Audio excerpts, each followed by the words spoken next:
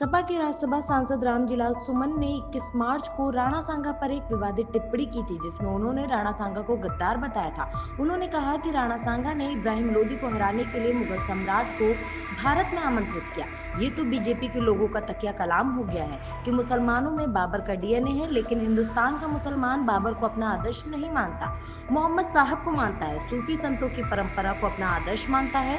मुसलमान तो बाबर के औलाद है और तुम गद्दार राणा सांगा की औलाद हो।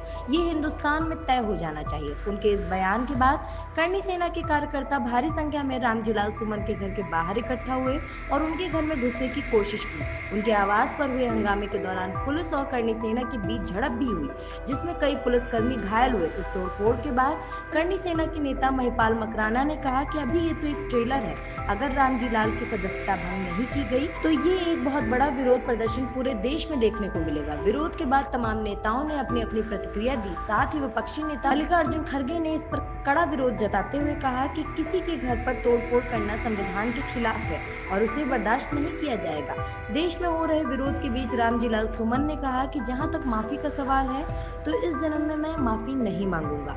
माफी मांगने का तो सवाल ही नहीं उठता। लोगों को सही बात सुनने की आदत डालनी चाहिए।